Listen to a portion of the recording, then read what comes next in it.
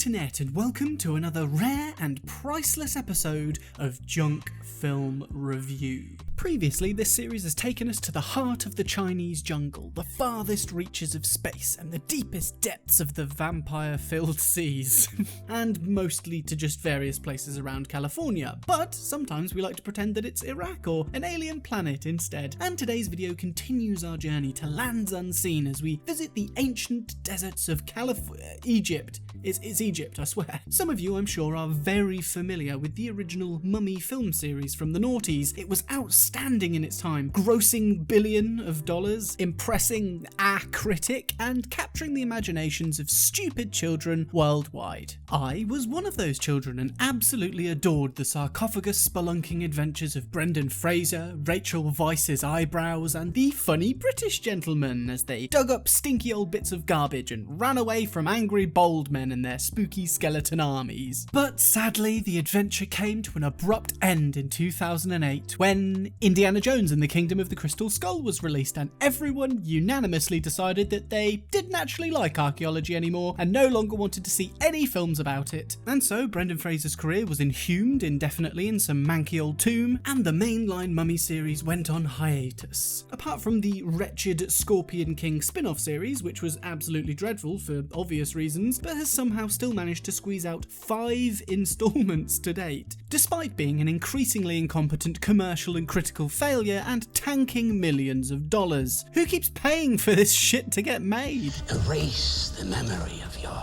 legendary failures. It's gotten so bad that the series, which was already a straight-to-DVD proposition, has now been relegated even further to the straight-to-streaming platforms league. Well, at least all the money they save on manufacturing costs can be spent on even more body oil for the actors. Wouldn't really be a Scorpion King movie if the entire cast didn't look like they were in constant danger of slipping off the face of the earth. But now some time has passed and the dust has settled on the ancient tomb of Imhotep, and so many clueless studios have attempted to appropriate the Mummy franchise for their own greasy gain, with lackluster follow-ups like Day of the Mummy, American Mummy, The Mummy Resurrected, The Mummy Reborn, The Mummy's Kiss, although I'm not entirely convinced that one isn't just a... Even Universal themselves tried to resuscitate the franchise, assuming it would be their best shot at launching their own cinematic universe, because that's what everyone needs to do these days, apparently. Simply pitching a movie isn't enough anymore. You need to pitch 10 movies simultaneously with a subsidiary Netflix exclusive TV show, a toy line, a theme park ride, a hashtag challenge, a TikTok dance, and a range of vinyl character dildos. So Universal decided, rather than making a really smart decision, like digging up whatever's left of Brendan Fraser to head up this reboot, they thought it would be much better to make a really dumb decision instead, like handing complete control of the movie over to Tom Cruise. You know, because he does his own stunts and is the figurehead of a tax evasion cult, so of course he's perfectly equipped to approve scripts, partially direct scenes, make final editing decisions, and control the marketing and release strategy for the entire movie. What could go wrong?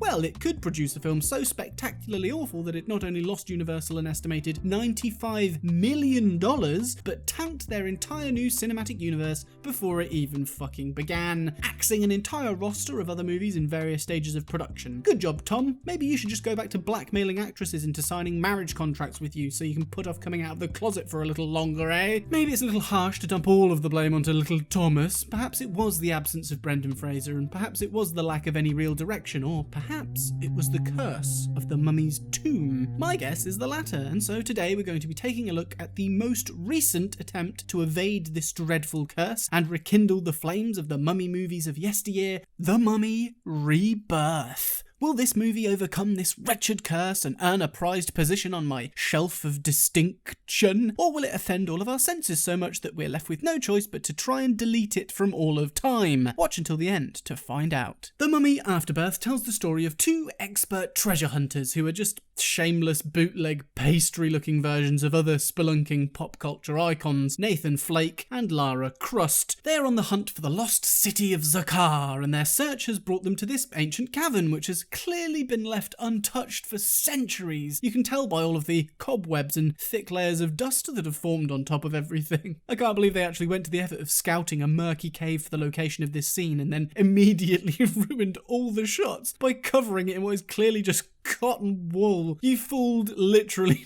nobody. Even a small child would immediately identify that they aren't actually spooky ancient cobwebs. Gaining entry to this unspoiled ancient burial site, our experts immediately jump into action and do what experts do best. Stand around telling each other why they're there, what they're looking for, and what they intend to do once they find it. The dialogue is some of the worst I've ever heard. Even for a crappy low-budget movie, it's subpar.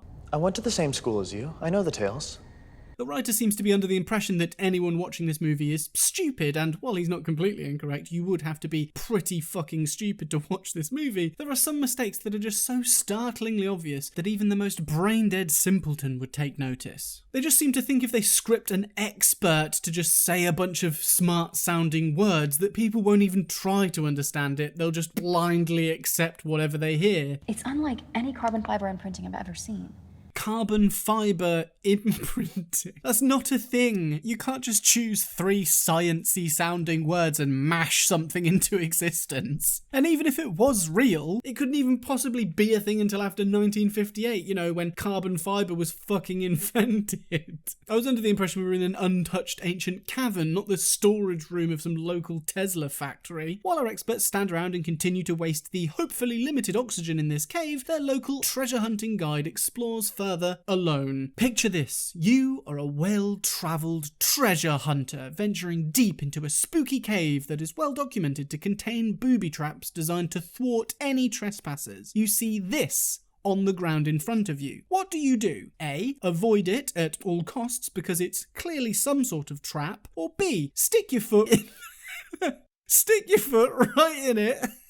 For fuck's sake! That ring of stones unlocks some kind of obscure ancient evil, causing the guide to let out a blood-curdling scream, alerting our experts for just a moment, but after the briefest of searches, Nathan decides that he just can't be asked, so they lose interest instead and forget about their guide altogether and never mention him again. So, aside from the ancient cotton wool caves of somewhere Egypt, and the gorgeous, scenic, low frame rate CGI desert from another entirely irrelevant scene in the opening credits, the production managed to scout a couple of other iconic locations for this movie. One being a very foliage-heavy wild area that you'd probably not associate with being in Egypt, but it's fine because they just photoshopped an extremely unconvincing sphinx in the background. Ah yes, this is definitely Egypt now, much better. Here we meet the entire crew of spunky spelunkers. There's the redhead woman, who's clearly only been cast because of her Eye of Horus tattoo, which the director hastily includes in the movie by having her face directly away from the man she was just talking to for absolutely no reason other than showing it to the camera. Production value added. There's also this disgruntled older gentleman who's definitely not going to betray everyone and try to take the treasure for himself. He's clearly not going to do that at all under any circumstances, wouldn't even think about it for one moment, so let's just call him a double-crosser. And there's an assortment of local Egyptian militia who are only referred to as the men. Now, I'm not trying to assume anyone's gender, it is 2020 after all, but I'm not exactly convinced that they're all actually male. Are these men really necessary? So anyway, the men have been hired to enthusiastically guard things like these empty gazebos. Yeah, if you guys can just pace around randomly with your tiny guns and just try to look as Egyptian as possible. Yeah, that's great, yeah, great. Yeah, just try to look menacing. Definitely get a close-up of that plastic gun there that doesn't even have a fake magazine in it. Yep. Also, make sure you look directly into the camera. Very intimidating. Great stuff. My favourite of these battle-hardened desert warriors is this guy who's wearing a nice shiny new Apple Watch, presumably so he can keep up to date with the hired gun group chat while he's deep underground pointing his plastic gun at nothing for hours. Wouldn't want to miss out on some of that legendary banter. The whole crew returns to the cave to try and find some more clues by reading some informative rocks. Encryption reads. I mean, I'm pretty sure she meant to say inscription, but after studying this completely plain rock surface for a while, Redhead ascertains that there is a top secret lever hidden somewhere in this oh, there it is. Good job Redhead could read the ancient encryption, else they never would have spotted that. After pulling this completely obvious lever, the hunters and their entourage enter into a slightly different cabin, which looks to have been recently decorated with vaguely Egyptian-looking props. This cabin, however, feels slightly more dangerous than the previous one, as we're further into the movie now and they've added some action-y music. It's here that Lara makes a discovery. Another encryption, hidden beneath a thick layer of dust. There's something written here. Not even the greatest actor actor in the world could have pulled that off. Like, you've gone to the effort of wrapping the whole place in cotton wool. Could you not just get some fucking flour or something to at least make that shot a little bit convincing? There's something written here. After repeatedly reading the same phrase aloud, despite the very obvious audio cues that this is a very bad idea, Lara Croft awakens Zebek, a man in a cheap rubber mummy costume who gives her a shiny bit of rock. This startles the men and sends them wild, and so, in a defensive maneuver, they decide to immediately start firing their guns all around the cave at random. Despite being armed to the teeth and firing non-stop for several minutes without reloading, the men are overwhelmed by a few very slow-moving mummy-type creatures who, suck them to death, or just kind of touch their head and possess them, or just slap them a little bit. Not really sure what the method of attack is here, or what the stakes are at all. I mean, I guess the man who got sucked to bits is dead, but the others, I'm not really sure. The action in this film is also some of the worst I've ever seen. There are endless takes of people firing guns at something off screen, and you never really see what it is or the impact of any of the shots fired. It's just all meaningless filler, and it's extremely frustrating to watch. It doesn't push the scene forward at all, and it's just endless shots of basically nothing. Right, that's enough rubber mummy nonsense. It's time to up the ante, and so we introduce this. What the fuck?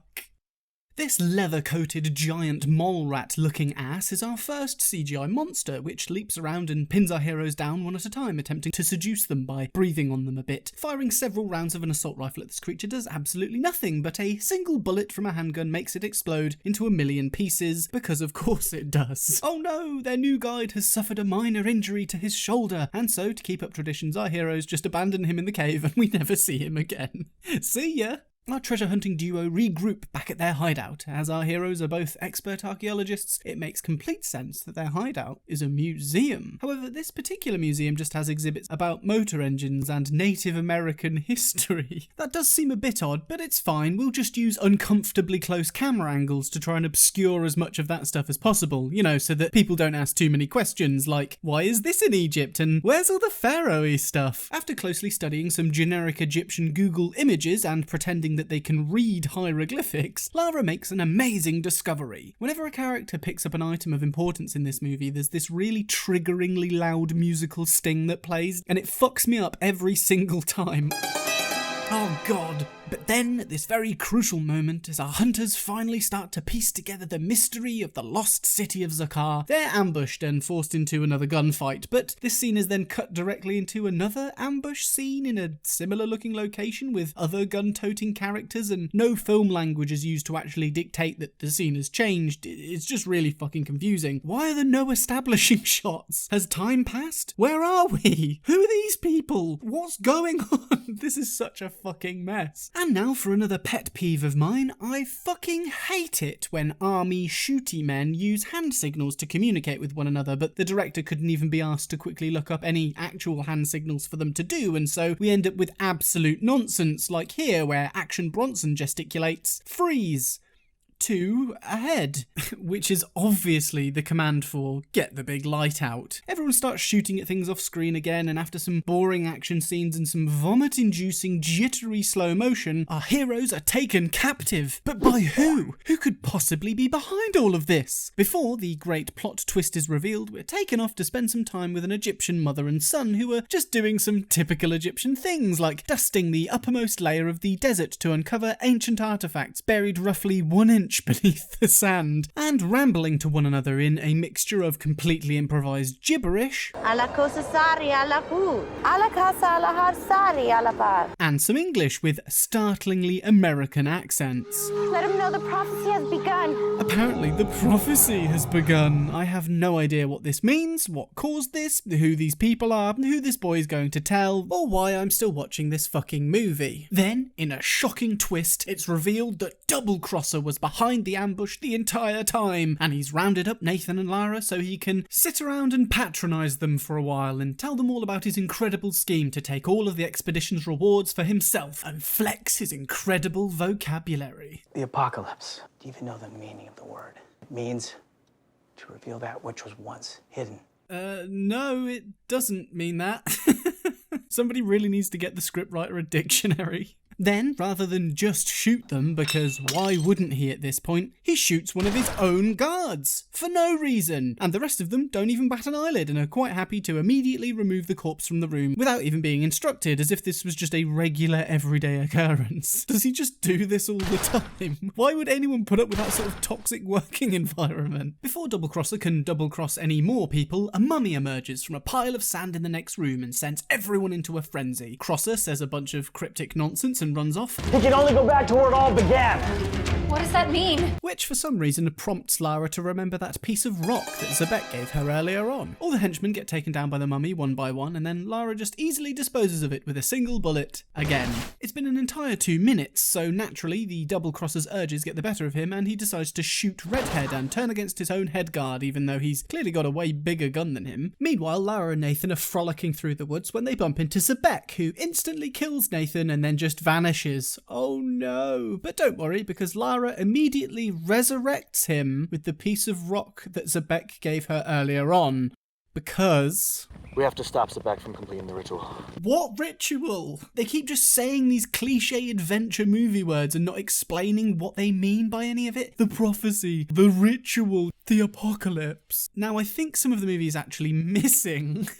As it just cuts to a scene of Crosser being chased by some giant CGI dinosaur. And Nathan and Lara are there too, apparently, and they're all dirty and covered in blood. But I have no idea how they got here or what happened. It just immediately jumped from this to this. Wherever the scene's gone. What?